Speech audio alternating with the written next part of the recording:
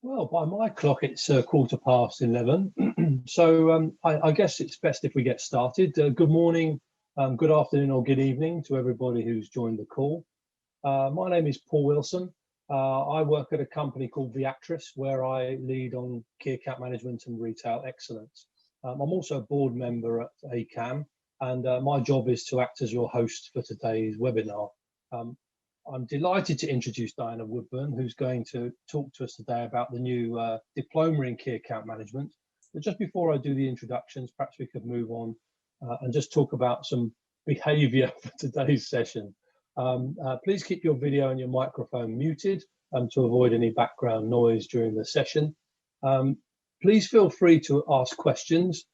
We'd prefer it if you open the Q&A question at the bottom of your screen. You should see a Q&A box. Please use that if that's what you want. But if you also want to speak up, please feel free to speak during the presentation if you've got any questions that you want to raise at that point.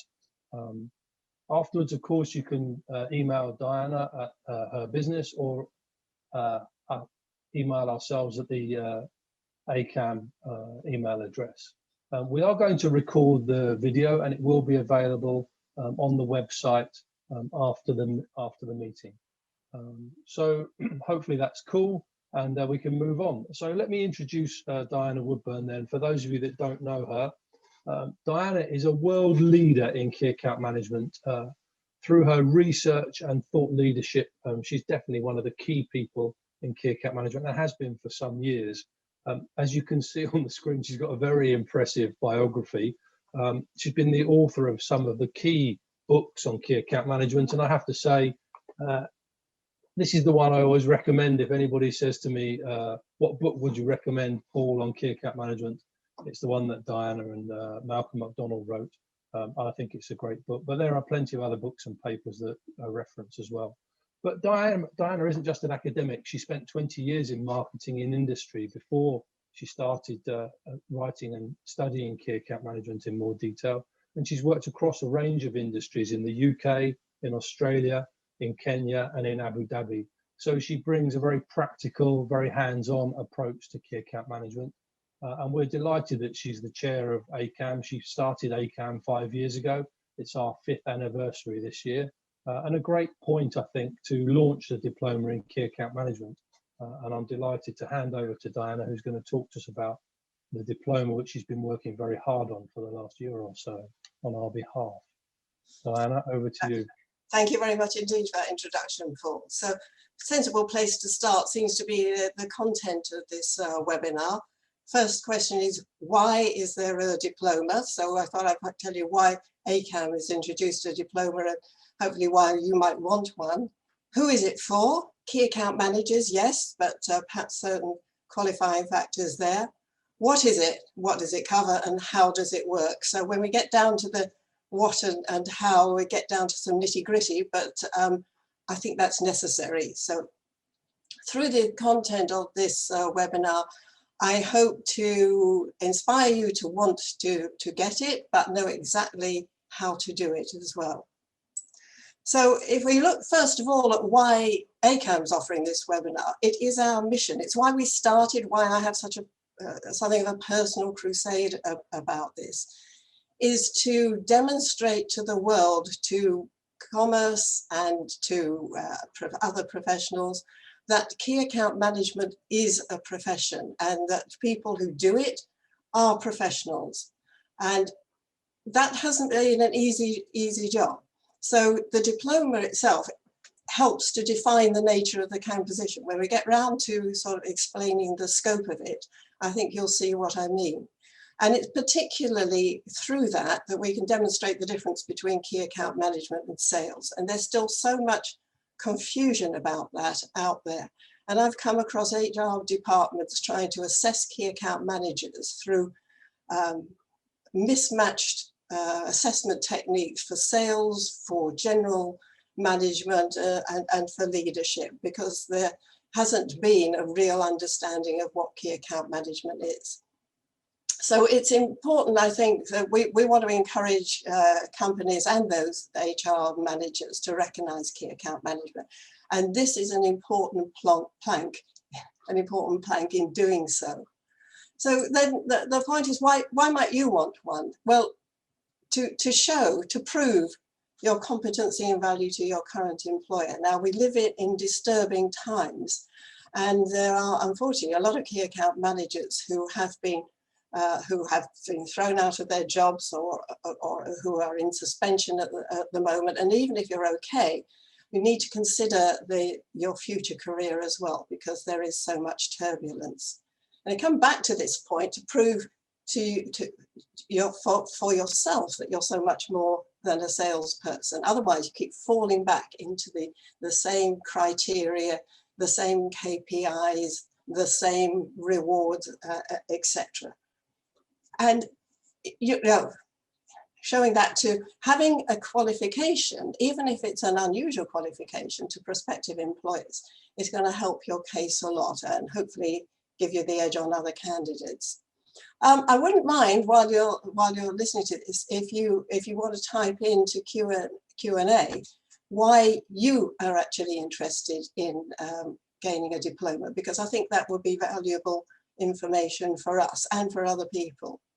And I don't think you should overlook the value of proving your competency to yourself. We all suffer from lack of confidence at certain times. If you've got a diploma in what you do, you know that you're good and you deserve that. And if in fact it turns out through looking at the scope of the diploma that there are things that you haven't yet addressed, it may be that you then start thinking about ways to do that. And that can be quite a useful pointer as well. So who is the diploma aimed at? And this is aimed at working key account managers with experience. So what we're saying is, if you're working as a key account manager now, you probably don't have the time or the opportunity to go and get specific training. Your company may not be supporting that. You may not indeed need it. You may have all the competency that you need.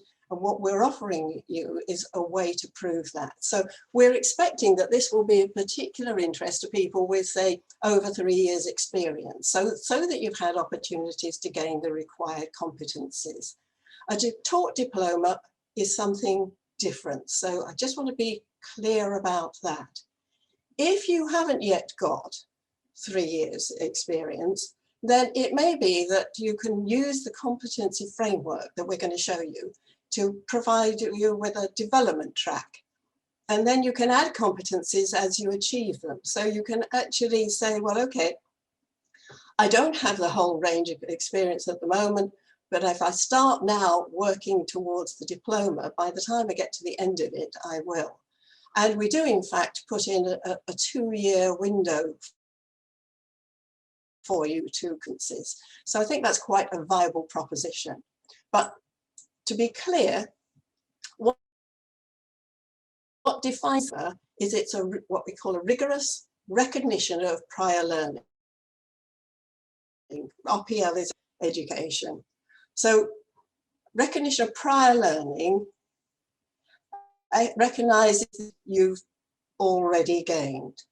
And what you're not going to do is sit an exam at the end. What we're asking you to demonstrate that you've achieved a set of competencies in key account management. And what you do is you write up how you meet that set of required competencies. And a little later in this presentation, I'll show you how and clarify that. So there is no fixed course of learning about this. There isn't a course you have to pay for. There's no predetermined time or place you have to be, which would probably be very difficult for you to do. But don't underestimate this diploma. It is a real qualification. So what you can do is you continue to work while you write up your competencies at your own pace, in your own place, anywhere in the world. But as I say, don't underestimate it. There is work involved. If you're going to demonstrate to us the level of your competencies, you're going to have to write that down in some way or another. So there is work involved, but at the same time, let's be realistic. For any qualification, and this is a pass-fail qualification. Diana, sorry to interrupt you for a minute. Yeah. There's a question come up on the Q&A that there's from a gentleman who's had 30 years experience in key account management, but he's always striving to improve. He says, is this program suitable for him? And I guess that would apply to a number of people on the call. Yes, I mean, this program is aimed to give him, in effect, a badge, something that he can take around to somebody to wherever he wants to go, to demonstrate that he is a fully qualified key account manager, which after 30 years, I suspect he is. So it may or may not be that he learns something in the process. I think he would, but he probably has everything in place. But what he will do in the process, I think, is discover that he has everything in place.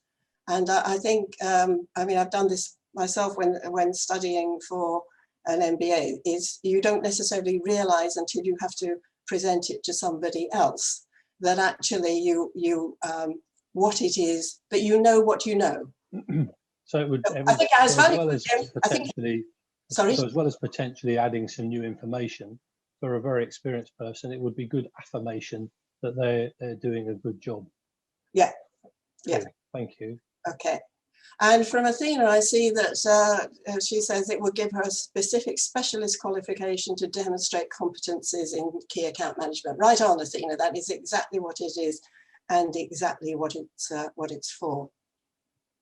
So what I was saying is it's a pass-fail qualification, and what you need in any qualification to get it, you need more than 50%. So we're not saying you have to be perfect, but you have to be good. And I'm sure that most of you on this call are. So let's get to the what it is, or what defines it. And we have worked with quite a lot of people to work out what the competencies of key account management is. And like anything in business, it doesn't necessarily start here, stop there, and something else starts. So there's a number of different ways that you could arrange this. But this, we believe, is what a key account manager needs to do, needs to be able to do. So first of all, we've got business and customer understanding, and this is absolutely critical. It's one of the, I think, the key differences from sales is the depth of understanding that you have of your key account. But alongside that, it's important that you have knowledge of your own company. Well, that might sound pretty obvious, but when you get to companies as big and as complex as some of yours, that's not that easy. At the same time, the customer, not unreasonably, expects that you will have a good knowledge of your own company, because that is what they're wanting you to leverage into their company, all the good competencies and capabilities of your organization put to the work of your customer. So it's out of the knowledge of your company and the understanding of the customer that unite them and create value for the customer, and of course, value for your own organization. So you need to create that value. Now, we are clear that you as a key account manager are not necessarily the people who will deliver that value, but unless you create the appropriate value that's going to unlock the business in that account, then you're not actually going to be able to tell your organization what to do. So value creation and capturing that in strategic planning for key accounts. Selling a business. Sorry to interrupt you again, but I think it's a relevant question. Someone's asked, how recognizable or acceptable will this diploma be across companies? Well, I have to say that this diploma is new, so it's not yet going to be recognizable. When we get started, as we get started, we will be promoting it. And we know several global companies who are already interested in it. And if you get that kind of company involved, then it spreads. So at the moment, they won't know about it, but on the other hand, that enables you to go along with something new and people to say, what is that? And at which point you can show them. So the reason why it should be acceptable is that this is not a diploma given by a training company to say, you did our course and paid for it. It is a qualification from an established, well, fairly newly established, but 5 years is quite a while, an established professional organization from an independent and neutral point of view. So it should be acceptable by companies from that point of view, and recognizable will be when they see it, when you show them what it is. I agree completely. And we've got to start somewhere. We want to professionalize the role, and this is a great opportunity to do that. And as someone in industry, we've been looking for a professional qualification we could recommend to our employees for some time. There's a question about how much it's going to cost, Diana. I'm going to say that later on. Okay. Can you wait a minute later on? Yeah, of course. It's definitely there. I'm not going to hide it. Thank you. Okay. So selling a business development is probably pretty obvious. And financial understanding is an important point which we find is often missing, but really important in key account managers. Organizational effectiveness. Again, this is particularly where it's a demonstration of the fact that you're going beyond sales. In order to get your organization to deliver the value that you created for your key account, you need to be able to operate internally and effectively to make that work. So that involves a mix of communication, project management, and leadership. And that sort of also leads into relationships and different interactions. So there's things about customer categorization and selection, and internal relationships and external relationships, and collaboration, how you work together. So 2 things about showing you this is we're very clear about what key account management is. And we think that being able to show this to other organizations is going to make a difference to their perception of you and what you can do. Now, you can see there's quite a lot. There are actually 14 competencies there. And when it comes to it, though, we only ask that you pass 12 of the 14. The reason being, there may be a couple, if you're, for example, in a public sector organization, financial understanding might be difficult for you to come by in your experience, or something like that. So you can duck 2 out of the 14. So we're being realistic at this point. Okay, let's get into the nitty-gritty of that then. There are the 4 sections down there, which is our competency focus at the top level. And then it's broken down, as you've seen, into separate competencies in each case. And then each competency here, like knowledge of own company, we break that down again and we say, well, what does that look like? And actually that breakdown is into knowledge of own company, infrastructure, organization and people, systems and processes, company strategy, and your own organization's marketplace. I think that makes, I'm sure that ought to make reasonable, simple sense. And then and this might look like a scary bit, but it actually isn't. It's quite the reverse, is we describe each of those competencies like this one in detail. Why do we do that? Because actually it's much easier to do something like this if you're very clear about where you're headed. And these are the organized descriptions say, this is what we think, what we've all agreed key account management looks like. And so when you're writing up your own competency, what you can be looking at is, how do I answer these? So when I was doing my PhD some years ago, I was sitting there with blank sheets of paper thinking, I don't know what they want. I don't know what to say. We are leaving you in no doubt about what you want to say, but you have to say it in your own context. So this, don't take this as being nitpicking sort of detail. It's clarifying where we're going and why we think we should go that way. So what do you have to do? Well, there's no way around this. You need to write up your competencies. And in the experience I've had so far, it may be that relearning how to write might be the toughest part, because we don't get asked to write this kind of thing in business very much these days. We tend to move along faster than that.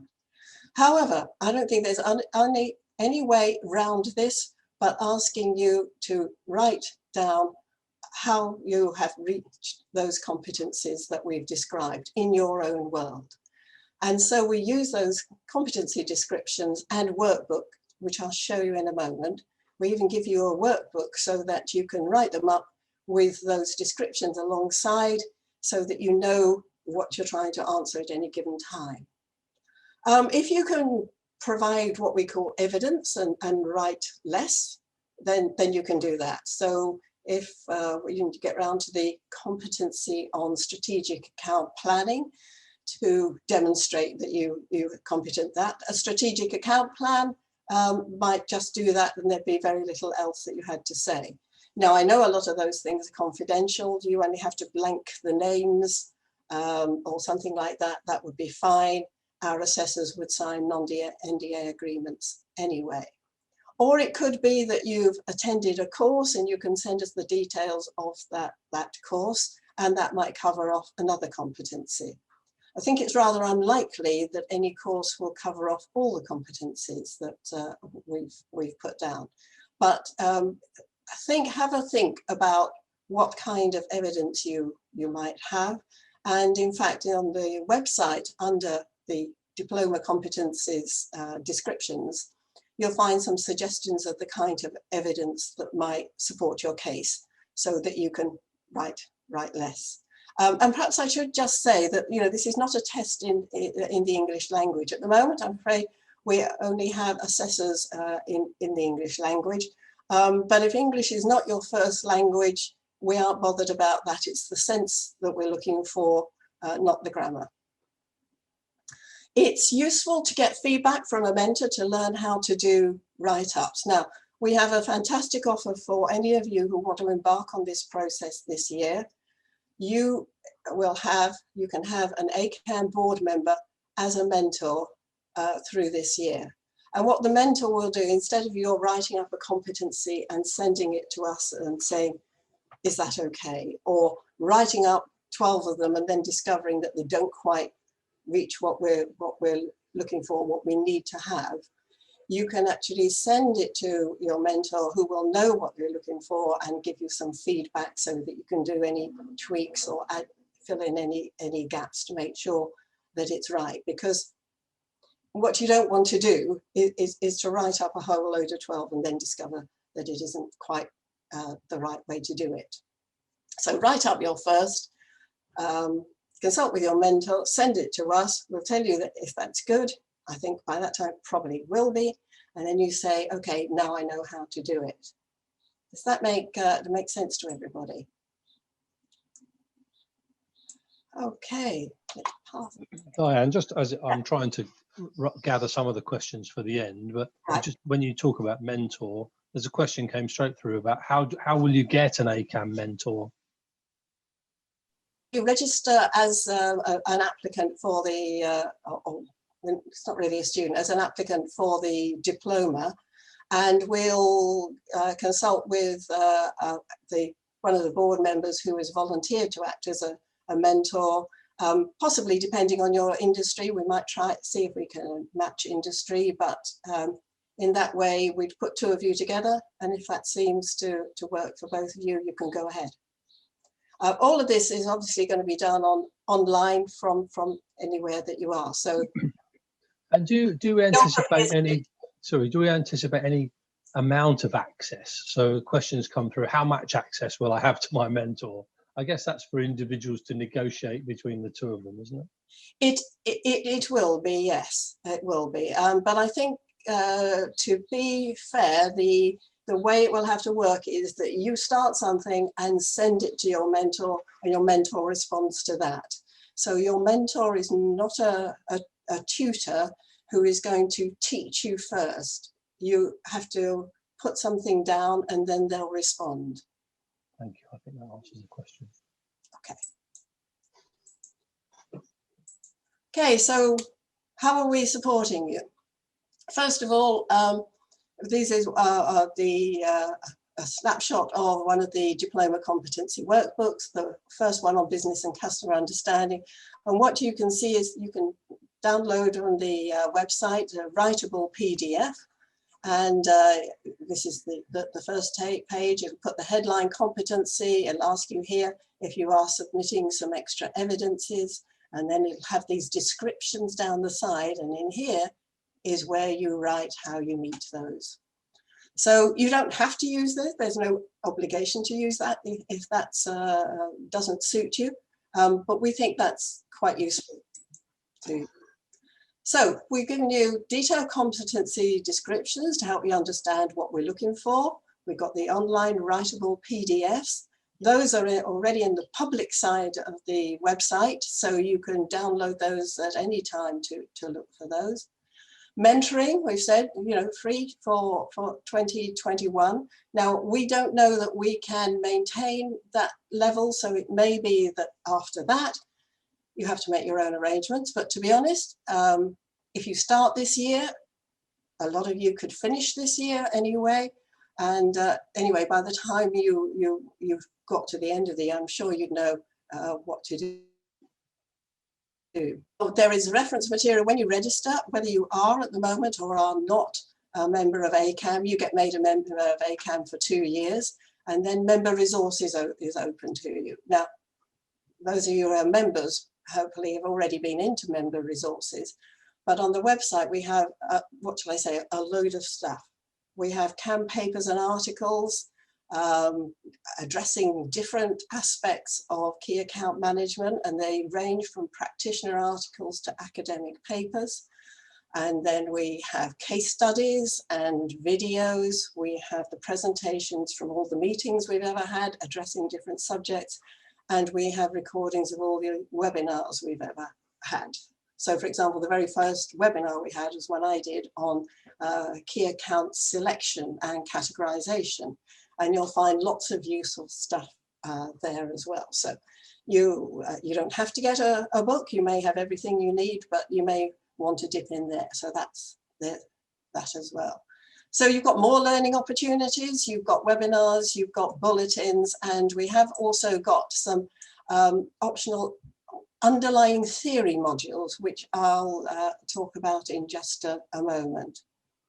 Diana, how long do you anticipate it would take someone to complete the diploma? Is there a sort of target timeline?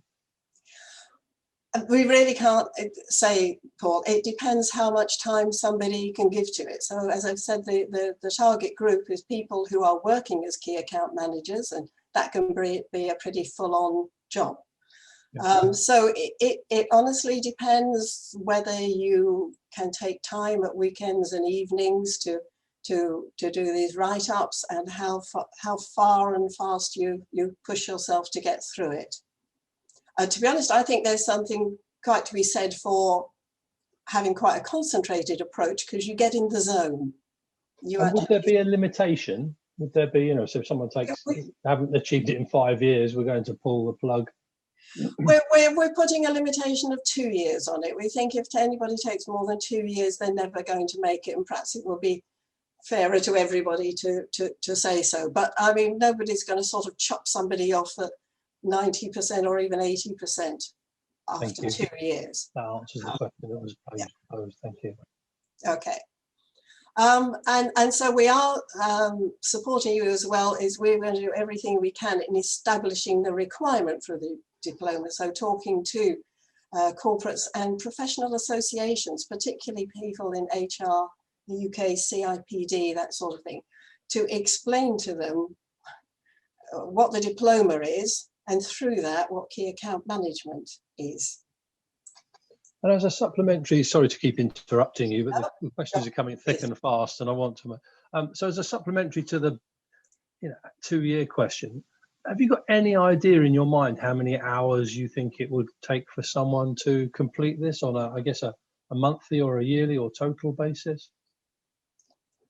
I can't say, Paul. Honestly, it's going to be so variable according to how used people are to writing down this sort of thing. It doesn't automatically take huge amounts of time if you've got everything at your disposal and you know how to write. If in fact you're going to have to do a bit of a relearning how to write up this sort of thing, it's going to take you a bit longer. If there are one or two things where you think, oh, I'm not sure I'm competent to do that yet, you can either put those on one side and say, those will be the two that I don't submit, or you might say, actually, I need to develop that before I can write it up. I honestly can't say, Paul. Cool. No, that's clear. Thank you. So I referred just now to theory modules. What we have said is this is, when we said it's effort, if it were not, it would not be regarded as a serious qualification. If we were just offering a badge to somebody who'd been working as a key account manager for so many years, it would be meaningless. And we want this to have meaning for you and for the whole CAM sector. And in that, we have actually said, well, there are some sort of underlying theories that you really need to be acquainted with, not necessarily deeply, but to have some passing knowledge of. And that's particularly because CAM is a cross-functional discipline. And if you're going to understand how your company works and how your key account works and how you're going to create and deliver value, you need at least a basic knowledge of a number of things. And this, we think, it is what it looks like. But I would say, you know, with some people, theory is a dirty word. And what I would say is, there's nothing as useful as a good theory. Unfortunately, it wasn't me who said that first, but actually a luminary in industry. It's what you can refer to as a framework and as a basis for your understanding. And so, I mean, even if you're going to be a hairdresser, you have to go to college and learn chemistry, the theory of chemistry behind what you're doing if you're colouring hair. And we think it perfectly valid that key account managers need to understand something behind the key account management or where they're working with other functions. And again, this is one of the places where it falls down with salespeople who are actually not really interested in these underlying things and how things work in a company. So what we've done is we've actually put together 8 modules on these subjects, one on key account management, on marketing, supply chain, buying and procurement, selling and business development. A lot of you, or possibly the majority of you, actually have a sales background. So that's a kind of a difficult one, but it makes some interesting points. Finance, I've already made the point about that, organizational behavior and leadership. Now, these are an optional extra, as I said, and they're for those who haven't had or can't get an opportunity to learn about those. You can get a book instead. It won't cost you very much. You can go to a library and it can be free, whatever. It's not a profit-making thing for us, but we have actually developed these 8 2-hour online recorded lectures from subject experts, which you can access if you like. And because they're a cost to us, we do need to charge for that. But it isn't an intrinsic part of the cost of the diploma.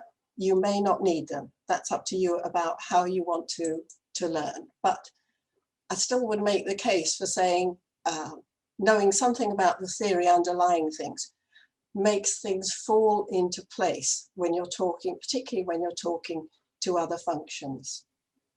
Thank you. And there is a question about the where there might be skills or competency gaps. What support will exist for organisations and individuals to try and fill those gaps? And I guess this is that, isn't it, Diana? I think it's that, yes. And it's also perhaps when filling competency gaps, I think those competency descriptions are useful in being sort of clear about what the gap is and clear about how to get the competency fulfilled, where to go to fill that hole. Thank you.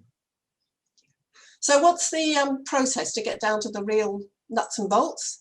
Okay, first registration, pay first half of the fee and register for the diploma, and don't worry, that's going to come up on the next slide.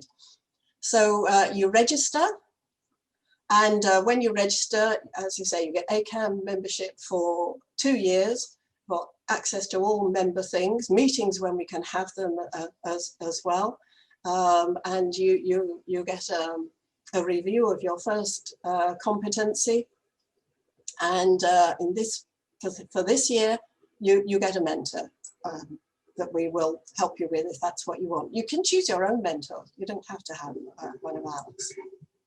And that's included. And to the trial, that's what I said, when you've got that, complete one of those competencies and send it to us, and then do the other 11. And that's where the time will come in, working through the other 11 until you're ready. And that's something where you need to find ways to keep going. Of course, we know that a lot of people doing self-learning don't manage to continue. Use your mentor, use your colleagues, use your company, find all sorts of ways to keep yourself going. And then when you've got your 12 competencies, then you actually pay the assessment fee for that and submit the competencies. And those are assessed, and there's be a quick, this is not an oral exam as such. We just want to make absolutely sure that you're the person we're giving the diploma to. Okay. And then sorry, Diana, there was a question about the style of writing up the competencies. Someone suggested, is there a recommended format, or they asked, would the STAR format, you know, situation, task, action, result, would that format be sufficient? It probably would. Yeah, it probably would. What we want to see is your contribution, what you did. So, you know, in terms of action, you know, it's like what you did, what your competency is in dealing with that. And we'd also like to see, if you can, in some way or another, that you're referencing your understanding of the underlying theory. So, for example, if you're talking about your role in pricing something for a key account, you might talk about whether it is versus the competition pricing, market pricing, value pricing, that kind of thing. So is the expectation that these will be written in a fairly academic form, you know, with references, a bit like a university submission, or is it more practical? No, we don't want authors referenced and papers referenced, and we don't want quotes from academia at all. We just want to see the fact that you recognize a principle. A practical explanation of an application of a principle to your business. Yeah, like, why did you do that? Yeah. Because you have this understanding. Okay. And so after that, you get awarded the diploma in CAM. You get a proper certificate, and after your name, you can call yourself a DipPro CAM, which is short for Diploma in Professional Key Account Management. And give yourself a pat on the back. All right, here we are. Here's the fees. Registration, first of all, is 750 euros. If you are a corporate member, then because your company is already a member of AKAM, and hopefully they would pay this for you, may I say. It would be 250 to start with. Everybody, though, when it comes to the assessment, which is the big job, which is you know, an expense for us, everybody pays 750 for that. So if you are independent, or you know, somebody from a non-corporate member, this process will cost you 1,500 euros. And if you're a corporate member, it'll cost you 1,000 euros. And then for those theory modules, you can go into those however many times you like over 2 years. You can't download them, but you can go back and play them as many times as you like. And apart from the recorded lectures or videos, there's also the slides there so that you can revisit those as often as you like. And corporates, that's slightly cheaper, but there is a small cost I think we'd consider that for the amount of learning and in effect, rate against courses, that could be a pretty reasonable rate. We are a not-for-profit association. We're on a mission and we try and keep costs as low as we possibly can. So to conclude, in fact, what do you gain from this? A better understanding of your quality and value for yourself. I mean, I guess I'm revisiting one of the earlier slides, but quite honestly, when you do something like this, you are justifiably proud of what you've done. And then you suddenly realize that actually, you really are a competent key account manager. You proved it to yourself. That gives you a great deal of confidence, and you deserve that. There was a question earlier about what you learn. You kind of learn through reflection. It's known in academia as reflective learning, and some gap filling we've referred to. So I think as you go through, there may be things you learn as well, but this diploma is mainly aimed at people who've got most of the pieces or even all of the pieces in place, but need to prove it to themselves and to others. You're going to have a much better case for quality and value for your employer. Dare I say, support for your career development. You've shown to your employer that you're prepared to invest in yourself, in what you do, in investing in with your time, and actually showing them your quality. So hopefully, I don't know if you would get higher rewards, but I'm perfectly sure that's support for your career development. And particularly should you ever hit a wobbly bit or want to change where you are, you've got something to show to recruiters that other people don't. So you've got that certificate, looks like that when you get it. So that ends with what I wanted to tell you about the diploma. I'm going to take questions in a minute. Before I take questions, can I just show you what the next two webinars are about? And these are for members. One is aligning your objectives with procurement with Colin Scott, who works as a procurement specialist with the Grange Partnership. And the next one is, that's on the 19th of February. We're always on Fridays when we think you have a little bit more time. And the other one, the next one on the 12th of March is Key Account Journey Mapping with Dennis Chapman Sr., he's the father of the Chapman Group in the US, and is a great consultant, to be honest. And Key Account Journey Mapping, understanding how it works from the key accounts point of view, I think is an extremely important thing to consider. So do tune into those. But let's go back to this one and answer your questions. So there are two questions that we haven't yet addressed, Diana, that came up through the call. One was, how do I apply? So if you've infused me and I want to sign up, how do I do that? Okay, on the website, I'm wary about swapping over to the website live, but at the top of the page you will see AKAM Diploma, and if you click on that, right down the bottom you see fees and registration, and you can actually sign up there. Thank you very much indeed. And the last question, which came up earlier in the talk, and I left it to the end because I think it touches on a couple of things. Someone said, what in your view is the difference between a key account executive and a key account manager? Because the implication is a key account manager get paid more, and how do I become one? Was the sort of the hidden message behind the question, I guess. The thing is that key account manager is a bit of a messed up title, I think, in the industry, and key account executive is probably another one of those. And I suspect that it may be, and I don't know. I think there are cases where people are called key account executives and are sort of on the key account team working, reporting to a key account manager.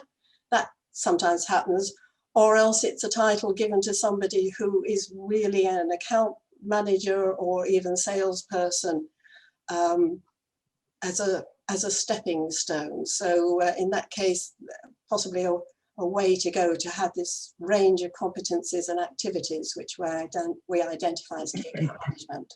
Yeah, and certainly from my point of view, in my industry, we have a lot of people with strange titles, you know, commercial development manager and others who are doing key account management, and plenty of people who have the title key account manager who are not actually doing what we would describe as true key account management. So I think that, you know, by doing this program, people really get a clear idea of what we regard as true key account management, and that will help them and probably the rest of their organization then understand what it is that makes a key account manager and how that will support them in their careers and their business, because it is horribly misunderstood in many industries, I think. Yeah, yes, it is indeed. Cool. So that is the questions we've had on the Q&A.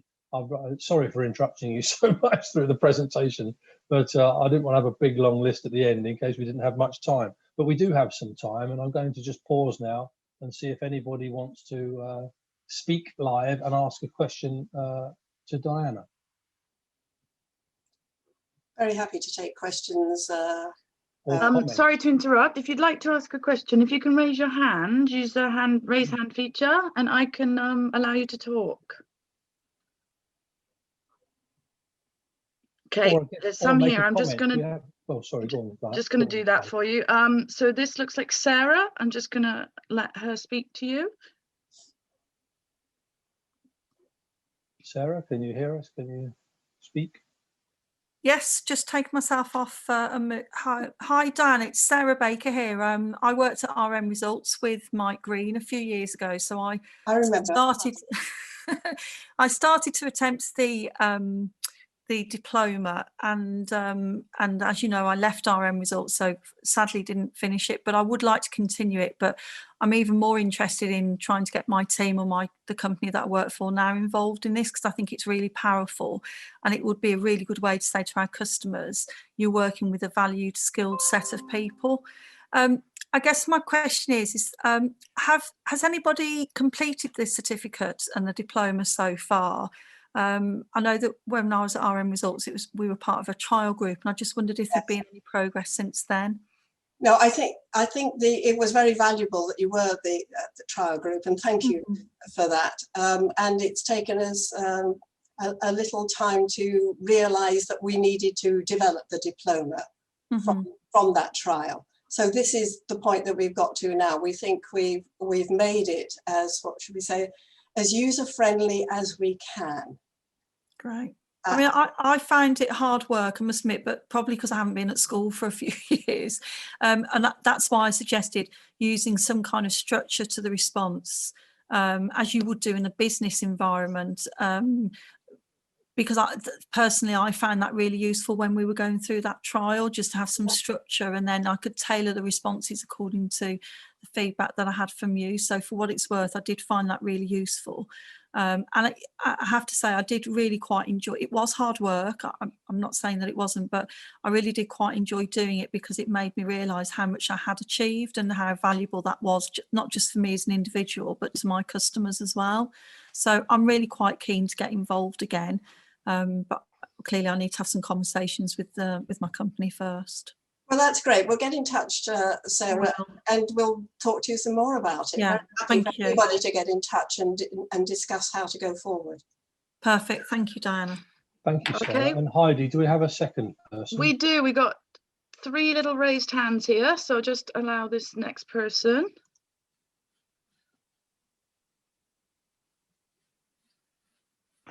Hello, good afternoon. This is Thierry from Axelis. Hi, Thierry. Hello.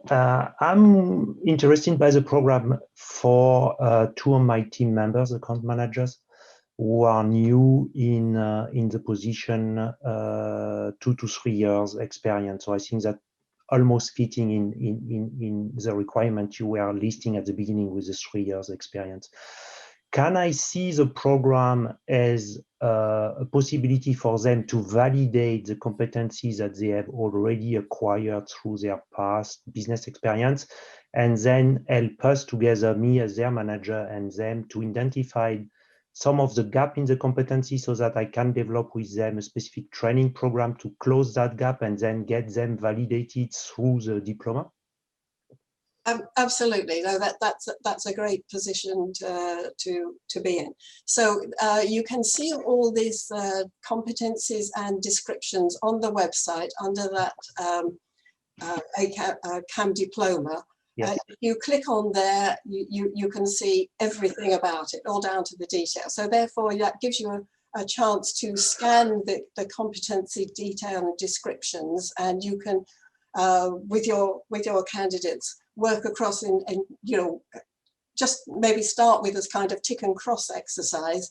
Do they think they've got that? Do they think they've not got that? Or do you think they do or don't? And then that should be able to form your development program. And then the kind of training and development rather depends on what it is that you feel they don't have.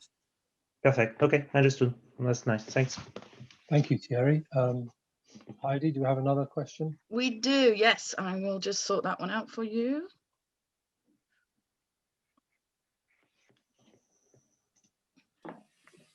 Hi, this is Alexander Penner. Thank you again for the information. I have a question regarding the qualification as an account manager. Our company doesn't have this program as such, but we do have major customers and yeah, we call strategic account managers and so on. So will that impact somehow the qualification to participate in this diploma program? I have been a member in this association, I think, for 2 years, and I find it valuable information. I use that as such, but we do not have, like, say, this program as account manager in our company set up. That's not necessarily a problem. The point is that the qualification is given to the individual. It depends on whether you as an individual have those competencies. So it isn't really important whether you gained them in your present organization or a previous organization, or whether your title matches that or not. It's are you competent in those things?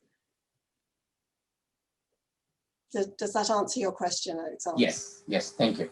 Yeah, it's very much, it is for the individual. So you can draw on your organization, but your organization isn't your sole source. Yeah, okay, great, thank you.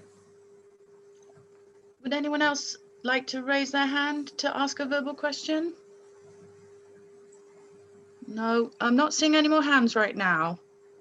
Okay. And there's no more on the chat. So I'm just going to pause. So there's a comment. Craig has said it's been a great insight and has given enough information to take back to his organization. So that's really good. So I'm just going to pause for a second in case anybody wants to raise their hand or say anything or add anything to the Q&A. Could I just say, while people are thinking about if there's something else they want to ask, is that this is all on the website at a4kam.org under CAM Diploma, and you're very welcome to get back to us if you have any more questions. We're very happy to answer them. We want to get this going, and we're keen to have some people starting it. I think it's not a terribly challenging process. Well, it is, you're challenging yourself, but it's very rewarding to do this kind of thing. Brilliant. And in that case, Diana, thank you very much indeed for leading us through the how to get a diploma in key account management. For me personally, it's the reason I'm part of AKAM. The reason I'm prepared to take time and join up is because I want to forward the professional development of the people in our team and our organization. And I think that's what a lot of people join AKAM for, is that helpfully to professionalize the role of key account management. And this is a fantastic step in that direction. So thank you very much for all the work you've done to bring this to the market, as it were. And thank you for today's presentation. I think it's outstanding.